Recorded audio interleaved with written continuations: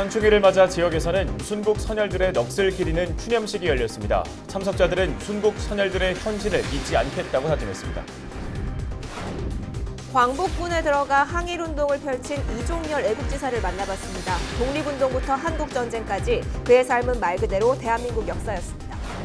김포시가 올해부터 참전 유공자 배우자에게도 명예수당을 지급하기로 했습니다. 하지만 지급 기준이 제한적이어서 그 취지를 살리지 못하고 있습니다. 출산율이 역대 최저를 기록했습니다. 인구 절벽이 현실화되고 있습니다.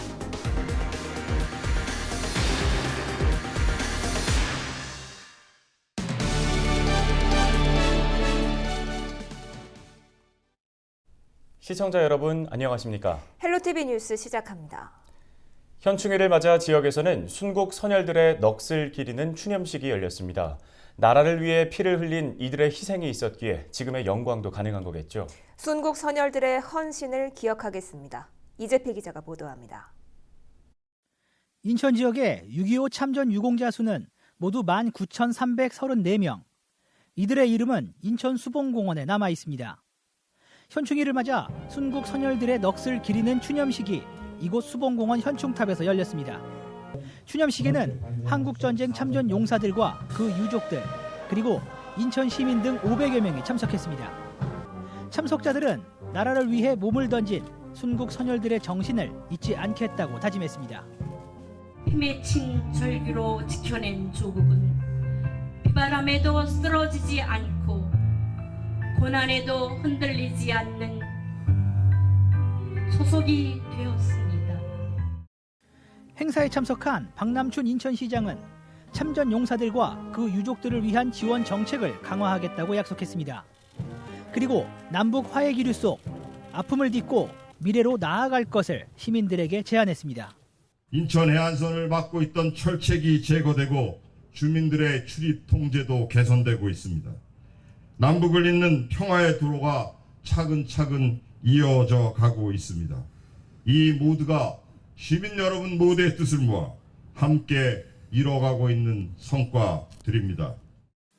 나라를 위해 목숨을 바친 이름 모를 수많은 영웅들, 그들을 위한 충원가가 6월 하늘에 울려 퍼졌습니다. 헬로티비 뉴스 이재필입니다. 현충일을 맞아 우리 지역의 독립유공자를 만나보는 시간 준비했습니다. 몇 안 되는 생존 독립유공자 중 한 분이죠. 광복군에 들어가 항일운동을 펼친 이종열 애국지사인데요. 독립운동부터 한국전쟁 참전까지 그의 인생이 대한민국의 역사였습니다. 손성애 기자가 이종열 애국지사를 만났습니다. 일제강점기 일본군에 강제로 끌려간 17살 소년 이종열은 독립운동을 위해 죽을 각오로 일본군을 탈출합니다. 왜 일본 놈 전당을 피해야 위해서 군에 왔느냐. 그 10번, 20번 죽더라도 가거라. 탈출에 성공한 이종열 애국지사는 광복군에 들어가 항일활동을 펼칩니다. 광복 후 고향에 돌아간 것도 잠시. 6.25 전쟁이 일어나자 이 애국지사는 다시 군대에 입대합니다.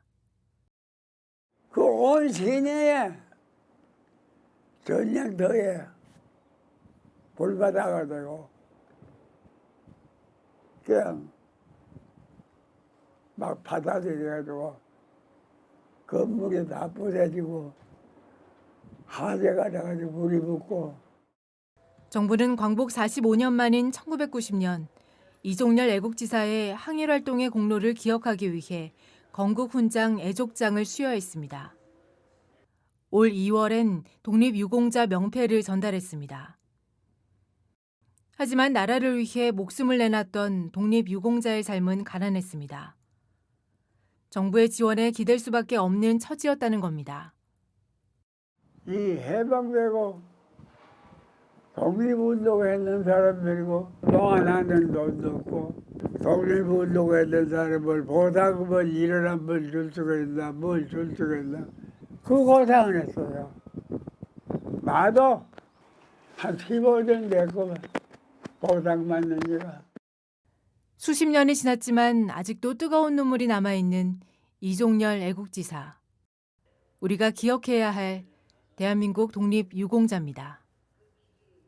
나라 없는 국민은 외국에 받아 불쌍하고 근데 이는 우리 독립이라도 했으니까 대한민국 국민에 대한 명령과 성의를 일침하고 대한민국 국민들이 뭐든 열심히 하죠. 그래야 우리나라가 앞으로 봐서 살 수 있어서. 헬로티비 뉴스 손성혜입니다. 다음 소식입니다. 김포시가 올해부터 참전 유공자 명예수당을 그 배우자에게도 지급하기로 했습니다. 유공자가 사망하면 그의 배우자가 명예수당을 이어받을 수 있게 한 건데요. 그런데 애매한 기준 때문에 유공자를 예우하겠다는 본래 취지가 제대로 실현되지 못하고 있다는 지적입니다. 이세진 기자가 보도합니다. 지난달 남편을 떠나보낸 홍성옥 할머니. 6.25 참전군인이었던 임규성 할아버지는 할머니에게 늘 자랑스러운 남편이었습니다. 하지만 할아버지가 총상을 입고 전역한 이후 부부의 삶은 전쟁터보다 치열했습니다. 생활고는 평생 벗어날 수 없는 또 다른 전쟁이었습니다. 정말 어려웠어요. 뭐 말할 거 없어. 그때 같으면 뭐 자랑할 것도 하나도 없고 배들이 고프니까. 다행히 2년 전부터 김포시가 월 5만 원의 참전 명예수당을 주고 있지만 그마저도 할아버지가 세상을 떠나면 뚝 끊길 예정이었던 상황. 그런데 올해부터 할아버지 대신 할머니도 명예수당을 받을 수 있게 됐습니다. 참전유공자 당사자가 사망하면 배우자가 수당을 이어받을 수 있도록 김포시가 관련 조례를 바꿨기 때문입니다. 아버지 돌아가시면은 이제 그 미망인들한테 뭐 얼마는 안 되겠지만 그래도 어쨌든 그 돈이 뭐 크고 작고를 떠나서라도 아버지가 그렇게 조국을 위해서 싸우다가 받은 그런 명예수당이니까 뭐 자랑스럽게 생각하시겠죠. 배우자 명예수당은 참전유공자에 대한 예우를 높였다는데 긍정적인 평가를 받고 있습니다.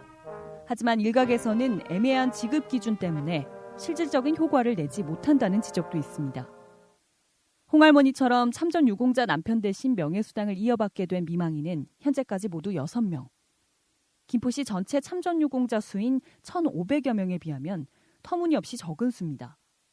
여기에 지난 2년 동안 사망한 참전유공자 수만 보더라도 80명 정도로 추정되기 때문에 극히 일부만 혜택을 받은 셈입니다. 자체 조례를 개정하다 보니 2019년 이전에 돌아가신 분들에 대해 소급 적용이 되지 않아 벌어진 일입니다. 이렇다 보니 한 해에 50명을 기준으로 배우자 명예수당 예산을 잡은 김포시도 난감한 상황. 결국 김포시는 명예수당을 처음 신설한 2017년부터 미망인이 된 이들에게도 수당을 지급하는 것을 검토하고 있습니다.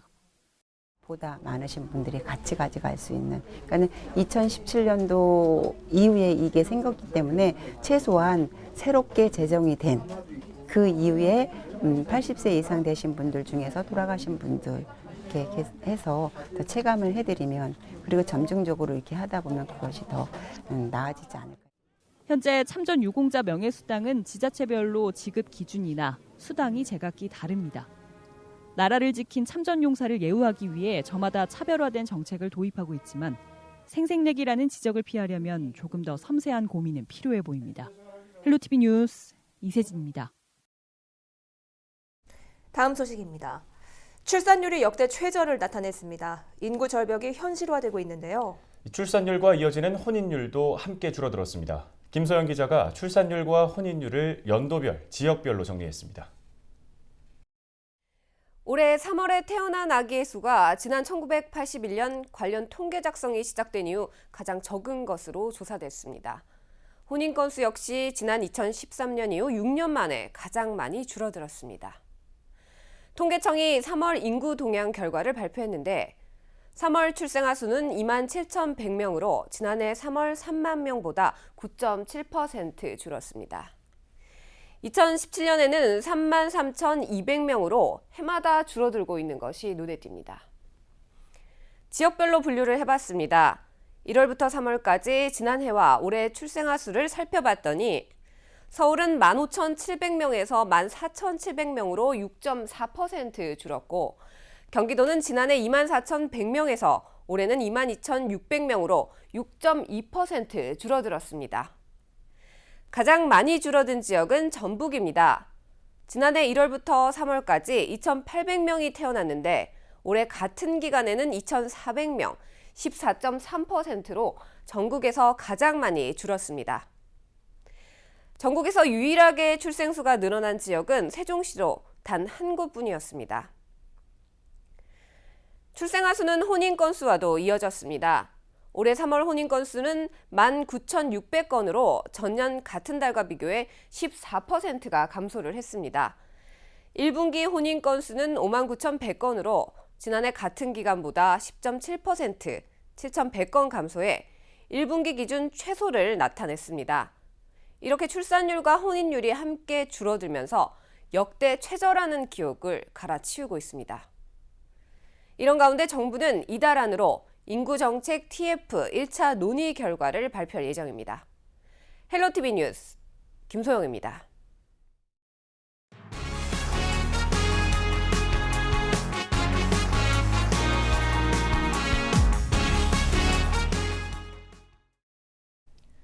불법 폐기물로 챙기는 부당이익 문제, 환경을 죽이고 주민 건강을 위협하는 것은 물론 사회적으로도 여러 가지 문제들을 야기하고 있죠.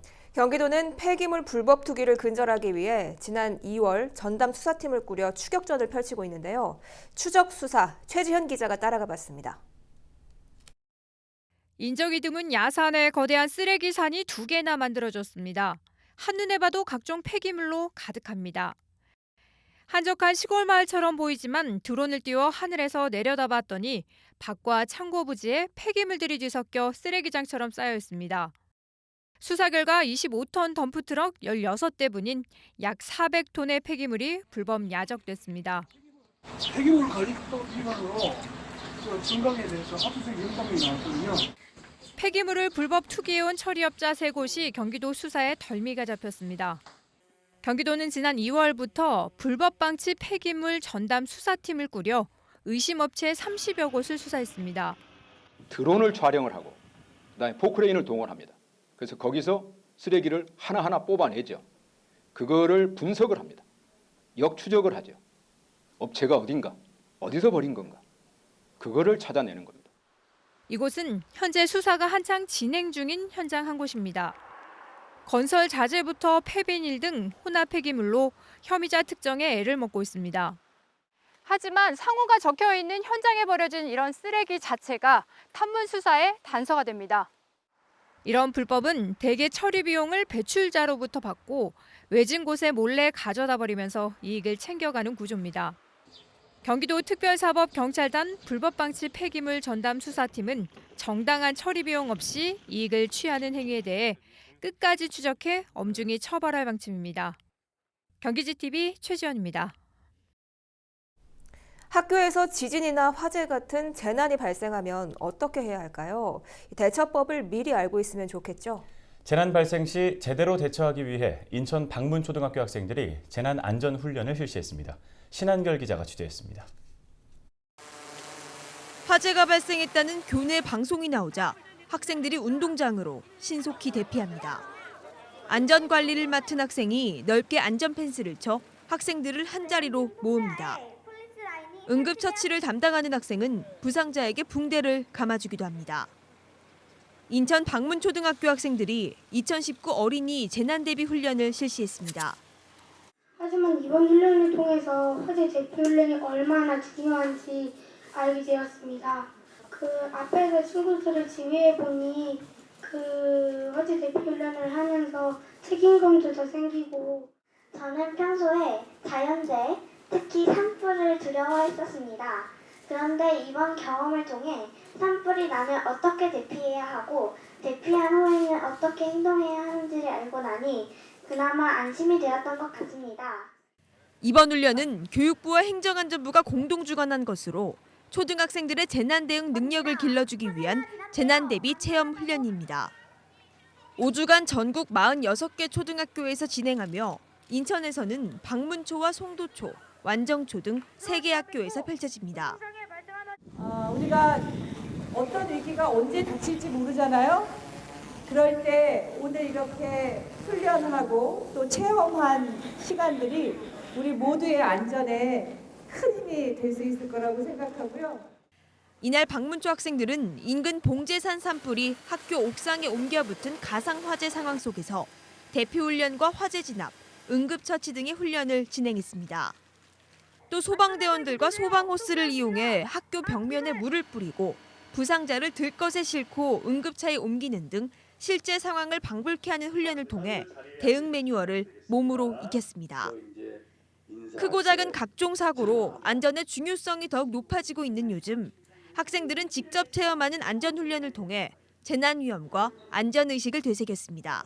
NIB 뉴스 신한결입니다. 다음 소식입니다. 주변에서 가장 쉽게 볼 수 있는 야생동물, 바로 비둘기죠. 공격성은 없지만 이 비둘기가 떼를 이루어서 길을 점령하거나 여기저기 배설물을 투척한다면 어떨까요? 이 도심 속 천덕꾸러기로 전락한 비둘기를 김초롱 기자가 취재했습니다. 의정부 시청 게시판에 비둘기 때문에 극심한 피해를 보고 있다는 민원이 올라왔습니다. 시외버스 터미널 인근 다리와 전선 위를 차지한 비둘기떼로 통행이 불편하다는 내용입니다. 민원을 듣고 시외버스 터미널 인근의 한 다리 밑으로 와봤습니다. 이 다리 밑에는 민원 내용처럼 수십 마리의 비둘기가 떼를 이루어 서식하고 있습니다. 성인 키 2배 높이의 다리 안은 사람 반, 비둘기 반입니다. 좁은 도보와 자전거 도로 위를 비둘기들이 지나다닙니다. 바닥은 온통 비둘기 배설물로 도배돼 얼룩덜룩하고 시민들을 위한 휴식 공간은 비둘기가 차지했습니다.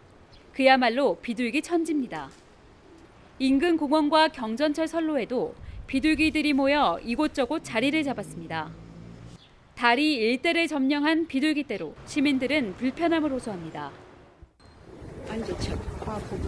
보기 안 좋다. 아니 일단 너무 지저분하고 뭔가 거기서 떨어져서 오염되지 않을까 하는. 주택가도 사정은 마찬가지입니다. 비둘기가 집 건물에 자리를 잡고 지내면서 곳곳에 배설물을 투척한다는 민원이 올라왔습니다. 전선에 앉아 배설물을 투척하는 비둘기로 내 집 앞 주차마저 어렵습니다. 자꾸 다니면서 떨게 차도 여기 차도 못 대고 뭐 어느 때는 차를 딴 데 대고 그러더라고. 뭐. 주택가에 방치된 빈집은 비둘기들의 놀이터가 되었습니다. 의정부시는 비둘기 개체수를 줄일 효과적인 법률이나 방법이 없다고 답했습니다. 대신 비둘기 개체수 감소를 위해 먹이 주기 금지 방안을 내놨습니다. 하지만 일부 시민들은 여전히 비둘기에게 먹이를 줍니다. 집에 먹을 게 이제 남아서 혹시 저거 된 거 있으면 그런 거 갖다 주는 거죠. 이제 애들이 먹다 남으면 가자 부실내기라고. 어떤 사람은 막 쌀 들어가서 주고 가는 사람도 있는데.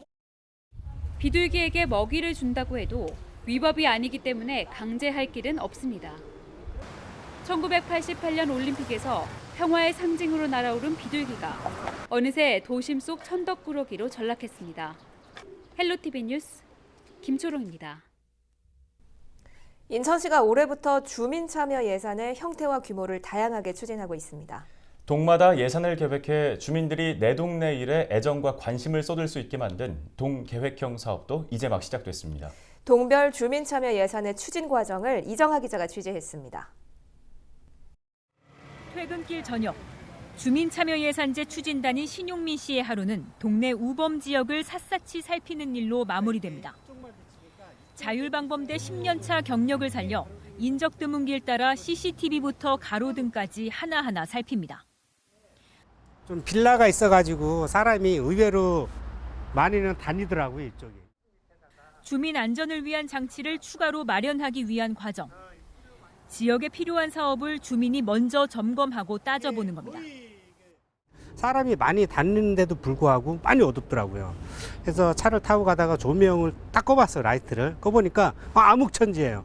그래서 이거 가로등이 왜 없지 하고 보니까 가로등이 한두 개는 있어요. 근데 그 가로등마저 약간 흐리고. 이제 인천에서 신 씨처럼 동네 사업을 직접 챙기는 주민들은 600여 명으로 늘었습니다. 현장 답사를 통해 지적된 문제는 매달 열리는 각 동별 모임에서 토론을 거치게 됩니다. 어르신 쉼터나 보육 문제, 쓰레기 분리수거 등 안건만 수십 건으로 분야도 다양합니다. 계획하시는 사업들도 사람을 모으는 일, 사람이 모일 수 있는 일, 그리고 지속적으로 모이게 하는 일, 그런 사업 계획들이 좀 나왔으면 좋겠어요. 그래야 내년도, 후년도 확장되고 보편화되려면. 지난달부터 인천에서 운영하고 있는 주민참여예산제 동계획형 시범제도. 부평과 계양에서는 상곡동과 효성동 등 모두 6개 지역이 선정됐습니다. 동계획형 제도는 과거 주민참여예산제와는 다소 차이점이 있습니다. 참여만 하는 아니면 제안만 하는 그런 단계였어요. 근데 이 동계획형 주민참여예산제는 주민들이 직접 우리 실생활에서 필요한 사업을 제안하고 또 우리가 실제로 실행하는 단계까지 가게 됩니다. 내년 주민참여예산은 시범동별로 모두 1억 원. 오는 8월 주민총회를 통해 예산 편성의 과제와 순위를 결정한다는 계획입니다. 헬로티비 뉴스 이정화입니다. 토지 보상 단계에서 10년 가까이 머물러 있었던 김포 한강 시내폴리스 사업이 새 국면을 맞았습니다. 김포도시공사는 지난 4월 한강 시내폴리스 사업자 공모에 나섰는데요. 지난달 27일 IBK 협성건설 컨소시엄을 우선 협상 대상자로 선정했습니다.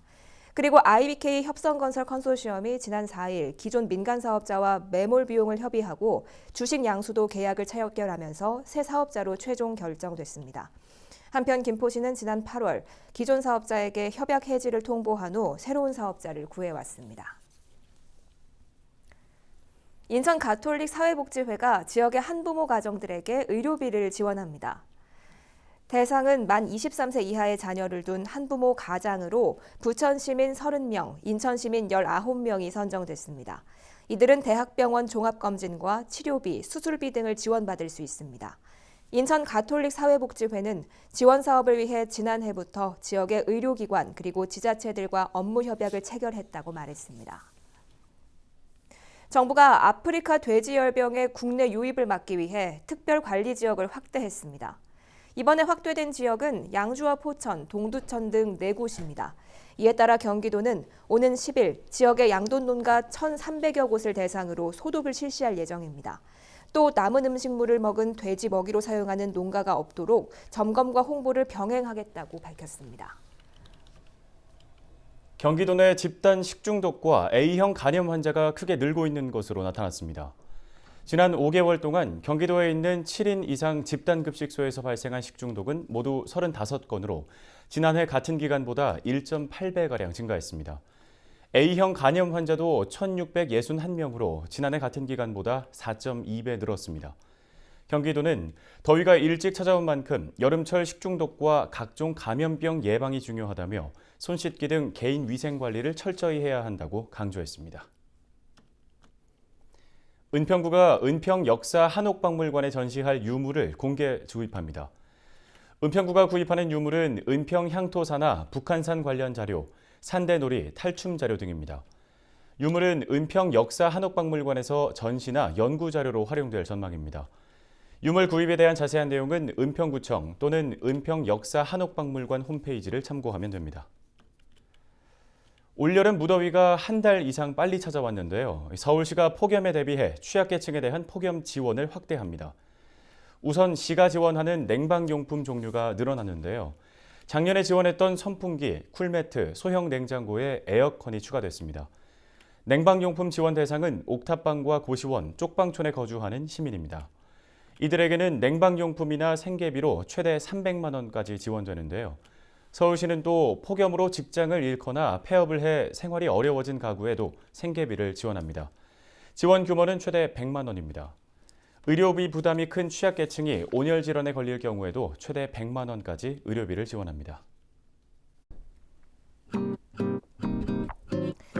날씨 알아보겠습니다. 목요일 오후부터 내린 비는 금요일 오전까지 이어지겠습니다. 이번 비 덕분에 미세먼지 지수는 좋음 수준일 것으로 전망됩니다. 오전 기온 22도, 낮 기온 24도 예상됩니다. 주간 날씨 볼까요? 금요일 오후부터 차츰 비는 그치기 시작하겠고 다음 주 초까지 맑은 날씨가 이어집니다. 오늘 저희가 준비한 소식은 여기까지입니다. 헬로티비 뉴스는 언제나 지역 주민 여러분 곁에 있겠습니다. 시청해주신 여러분 고맙습니다.